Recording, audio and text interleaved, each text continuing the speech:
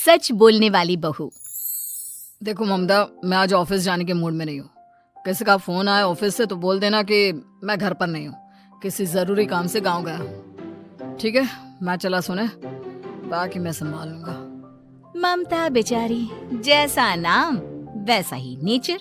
ना कभी झूठ बोला, ना फरेब, ना किसी से चालाकी की, ना किसी की पंचायत। सुन लेती है पति की बात और फिर कुछ देर बाद फोन आता है। हेलो, कौन? मैं सुनील का बॉस बोल रहा हूँ। दफ्तर में इतना काम पड़ा है, अभी तक ऑफिस नहीं आया। वो क्या कर रहा है? फोन दीजिए उसे। जी वो तो सो रहे हैं। कह रहे हैं कि आज गर्मी बहुत है तो घर के मजे लेंगे। बॉस को बीवी की बात पर गुस्सा आ जाता है। तो उसे बोल दीजिएगा कि अब घर में गर्मी के ही मजे ले, कोई जरूरत नहीं है यहाँ आने की। ये बोलकर बॉस फोन रख देता है। ममता सारी बात सुनील को बता देती है। न जाने किस बेवकूफ से पाला पड़ा है, समझ नहीं आता। तुम्हारे कारण मेरी नौकरी चली गई। अरे झूठ बोलने में क्या जा रहा था तुम्हारा? ममता को समझ में नहीं आ रहा था कि उसकी खता क्या थी। अरे जो है वही तो बोला। फिर एक रोज, बहू, अरे ओ बहू, कहाँ है तेरा पति? इस महीने घर के खर्चे के पैसे भी नहीं भेजे। क्यों? माँ बाप की फिक्र खत्म हो गई है क्या उसे? पाए लागू माँ जी, वो ये बोल रहे थे कि माँ को क्या है, घर का राशन, खेत का पैसा, मवेशी का दूध, फिर भी न जाने क्यों मेरे सर पर भार देकर बैठी है। तभी सुनील ममता के मुंह पर हाथ रख देता है। क्यों रे कल मुँह है? हटा बहू के मुंह से हाथ। अरे क्या क्या बोलता है तू? वो तो इसकी झूठ बोलने की आदत नहीं है, इसलिए पता चल रहा है। देख मेरी सास कितनी शरीफ है। हाँ, तेरी माँ तो मोहल्ले की बदमाश है ना, और तेरी सास शरीफ है। बेटा ममता को देखता है और गुस्से से बोलता है। अब खड़ी खड़ी देख क्या रही हो? और भी कुछ कहना है क्या? माँ आई है ना, जाकर छाछ ले आ ठंडी वाली। ममता अंदर चली जाती है। माँ, इसके सच बोलने की आदत के कारण मेरी नौकरी जाते जाते रह गई। वो तो मैंने अगले दिन जाकर पैर पकड़ लिए मालिक के, नहीं तो। सब जानता है बहू की आदत नहीं है झूठ बोलने की, तो तू शांत क्यों नहीं रहता? क्यों उसे झूठ बोलने को बोलता है? फिर एक रोज, बहू, जा अपनी पड़ोसन के पास और उससे बोल कि वो लाल वाली साड़ी जो उसने नए साल की पार्टी में पहनी थी, तुझे वो चाहिए। ना माँ जी, मुझे नहीं चाहिए। वैसे भी कल जिस शादी में जाना है ना, वहाँ के लिए तो मेरे पास काली साड़ी है। सास सर पर हाथ रखकर, अरे बुद्धू, मुझे चाहिए साड़ी। वैसे भी तुम लोगों में तो साड़ी का लेन देन चलता है ना, तेरी भी तो उसने पहनी थी ना। हाँ माँ जी, वो क्या है ना, हम दोनों के कपड़े एक दूसरे को आ जाते हैं। मैं ले आती हूँ आपके लिए साड़ी। बहू पड़ोसन के पास जाती है। कैसी हो निर्मला, तेरी लाल साड़ी चाहिए थी। क्यों? तू तो बोल रही थी कि तेरे पास काली वाली साड़ी है, तू वही पहनेगी, फिर लाल का क्या करेगी? अरे मैं तो काली ही पहनूंगी, लेकिन मेरी सास ने देखी थी तेरी लाल साड़ी, वो नए साल की पार्टी में तूने पहनी थी ना, तो इसलिए वो मांग रही है। ये सुनकर पड़ोसन थोड़ा परेशान हो जाती है। देख ममता, तेरे लिए तो मैं एक बार को साड़ी दे भी देती, लेकिन तेरी सास के लिए नहीं। वो क्या है ना, तू तो जानती है कितनी गंदी आदत है तेरी सास की। खाया पिया सब कपड़े पर ही पोंछ देती है। मेरी लाल साड़ी बहुत महंगी वाली है, पता चले उस पर हल्दी तेल का निशान लगा हो। ममता घर आ जाती है खाली हाथ। ममता को देखकर, नहीं देना उसका लूटी ने साड़ी। अब आए तुझसे लेने तेरा सामान, अच्छे से बताती हूँ।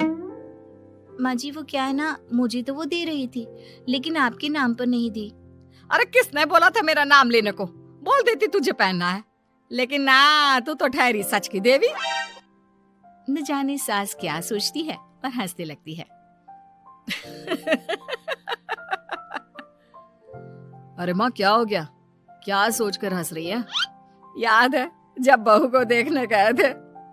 हाँ बस सही बात है। याद आ गया कैसे मेरी सास बाजार के खाने को बोल रही थी कि ममता ने बनाया है। और बहू ने आकर सब बता दिया कि ये सारा खाना तो बाजार से आया है, वो भी कल्लू हलवाई की दुकान से। ममता दोनों की बात सुन रही थी। हाँ माँ जी, वो कल्लू हलवाई का ही था। मुझे तो आज तक पता नहीं चला कि माँ ने क्यों कहा कि मैंने बनाया है। खैर, मैं तैयार होती हूँ, शादी में जाना है ना। पूरा परिवार शादी में जाता है, जहाँ खाना वाना खाकर सभी बैठे होते हैं कि एक औरत ममता की सास से कहती है, क्या बात है बहन जी, मेरी आपकी बात हुई थी तो आप तो बोल रही थी कि लाल साड़ी पहनने वाली हैं, तो मैंने ये काली पहन ली। पता होता कि आप लाल नहीं पहन रही हैं तो मैं ही अपनी लाल पहनाती। अच्छा जी, तो इसलिए पूछा जा रहा था। अरे इतनी साड़ियां हैं कि क्या बताऊं। मैंने सोचा तो था, पर ये सामने दिख गई तो यही पहन लिया। अच्छा, मेरी तो तैयारी काफी दिन से चल रही थी, फिर भी आज ऐसा लग रहा है कि ठीक से तैयार नहीं हुई मैं। तभी आ जाती है हमारी सच्ची बहू, ममता बहू। आंटी जी, वो क्या है ना, पड़ोसन की लाल साड़ी माँ जी को पहननी थी, लेकिन आप तो जानती है माँ जी की आदत, सारा खाया पिया कपड़ों पर ही पोंछ देती है, तो उसने साड़ी देने से ना ऐन वक्त पर मना कर दिया, तो अब इन्होंने ना मेरी साड़ी पहनी है। औरत ममता की सास को घूरती है, अरे मांग कर ही साड़ी पहननी थी क्या? हम जैसे तो खुद की ही साड़ी पहनते हैं, चलो चलते हैं। सास का गुस्सा अब ममता पर फूट पड़ता है। अरे क्या जरूरत थी ये बात सबसे कहने की? अरे घर की इज्जत का कोई ख्याल है कि नहीं तुझे? हाँ, मैंने क्या बोल दिया माँ जी? मुझे क्यों डांट रही है? मेरी गलती क्या है? ममता को रोता देख सुनील आ जाता है। अरे माँ, क्या हो गया? पता है ना शादी का माहौल है। सास सारी बात बेटे को बता देती है। देख रहा है तेरी बहू का हाल। अरे इस लड़की को तो ये भी नहीं पता कि कब कहाँ क्या कैसे बोलना है। अरे लेकर जा इसे यहाँ से। सभी घर आ जाते हैं। सास का मुंह तो फूला ही रहता है कि एक दिन, चलो बेटा, बहुत दिन तुम लोगों के साथ रह ली, अब चलो। वैसे भी ऐसी बहू के साथ समय कैसे कटे, जो ना झूठ बोलती है ना लोगों की चुगली करती है। अरे गांव में ही ठीक हूँ मैं, कम से कम 4 घर की खबर तो मिलती रहती है, वो भी मसाला डालकर। कैसी बात कर रही है माँ? अभी तो आई है, रह जाना, कितना अच्छा लगता है तेरे रहने से घर। तभी ममता आ जाती है। अच्छा लगता है, लेकिन आप तो बोल रहे थे कि न जाने कब तक रुकेगी, जाने का नाम ही नहीं ले रही। जाए तो कम से कम घर में थोड़ा सा फ्री सा तो फील करूं, यही बोल रहे थे कल माँ जी आपके लिए। सास बेटे को देखती है, लेकिन क्या कहती बेचारी, जब अपना ही सिक्का खोटा हो। चली जाती है चुपचाप गांव। फिर एक रोज घर की घंटी बजती है। सामने खड़ा होता है सुनील का बॉस। सुनील है क्या घर में? वो क्या ना, मैं यहाँ से गुजर रहा था तो सोचा थोड़ा ऑफिस का काम डिस्कस कर लूं। ममता कुछ कहती कि तभी वहां सुनील आ जाता है। अरे बॉस, आप आइए आइए। क्या बात है, घर तो बहुत सुंदर है। वैसे भाभी जी, आपकी खूब बातें सुनी है कि आप कभी झूठ नहीं बोलती। ये तो पता नहीं, लेकिन हमेशा सर कुछ न कुछ ऐसा बोल देती हूँ जिससे परेशानी हो जाती है। मैं ऐसा नहीं चाहती, लेकिन क्या करूँ। खैर, बॉस कुछ देर रुकता है, काम की बात होती है। ममता के साथ सब चाय पीते हैं और जैसे ही बॉस जाने को मुड़ता है कि क्या जी, कितने नेक इंसान है, फालतू ही आप खड़ूस और निकम्मा बोलते हैं इन बॉस को। अब क्या, बॉस के कान तक खुद के लिए अनमोल वचन पड़ जाते हैं और फिर ओह, तो ये बात है। और क्या कहता है ये? अरे बॉस, आप भी किसकी बात पर विश्वास कर रहे हैं? अरे इससे तो ये भी नहीं पता कि आलू प्याज कहाँ रखा है। अरे ये क्या जाने क्या बोलना है क्या नहीं बोलना है। मतलब जो मुंह में आ रहा है बोले जा रहा है। भाभी जी, आप बताइए। नहीं बॉस, लग रहा है कि कुछ गलत बोल गई मैं। वैसे ये सिर्फ इतना ही बोलते हैं कि आप में कोई टैलेंट है ही नहीं, आपकी नौकरी इन्हीं के कारण तो बची हुई है। अरे बस कर ले अम्मा, अब क्या करवा कर मानेगी, बड़ी मुश्किल से तो नौकरी बची थी मेरी। सही कहा, बची थी, लेकिन अब निकल गई। तेरे टैलेंट के भरोसे चल रही है ना मेरी नौकरी, अब देख तू। अच्छा, तो आप भी यही मानते हैं? वैसे ये बात तो है, सुनील काफी टैलेंटेड है। बॉस चला जाता है। सुनील सर पकड़कर बैठ जाता है। माना सच बोलना एक अच्छी आदत है, लेकिन ममता, आज का समय ऐसा नहीं है। तुझे थोड़ा सा समाज को देखकर खुद को बदलना होगा, समझी? जी मुझे तो पता ही नहीं चलता कि मैं क्या गलत कर रही हूँ।